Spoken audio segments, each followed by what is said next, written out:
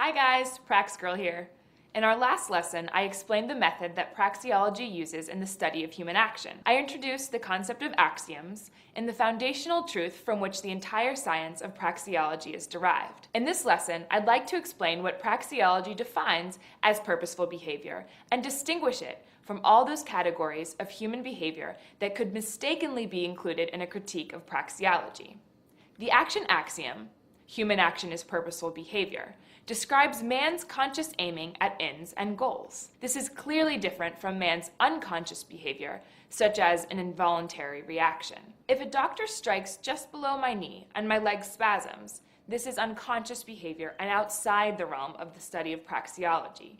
Reflexes, or situations out of a man's control, like an illness or the elements of nature that are beyond our control, like the weather, are all facts that a man must take into account when acting. There are situations where a man can succeed through the power of his will in overcoming sickness, or he can compensate for genetic or acquired physical inefficiencies, or he can train himself to suppress reflexes.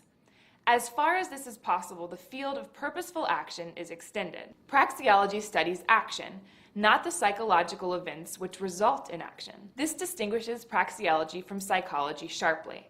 Psychology studies the conscious and subconscious factors that impel a man to act.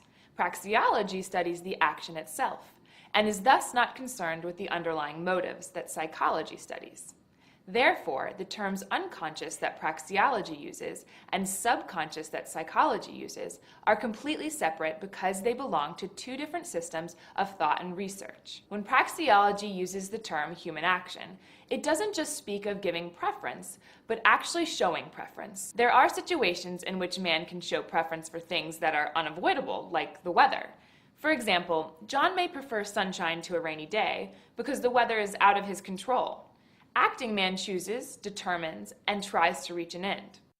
If there are two things which a man cannot have at the same time, then he must select one and give up the other. Therefore, action always involves both taking and renunciation. Finally, I want to express that praxeology doesn't distinguish between active or passive action. There's no difference between a cook who shows up to work every day or an unemployed college grad who chooses to stay home instead of looking for work. If you have the ability to change the future, it doesn't matter whether you do something or not. It is still an action.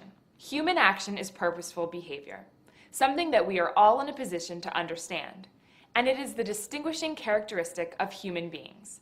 This is what praxeology studies. I'll see you in the next lesson.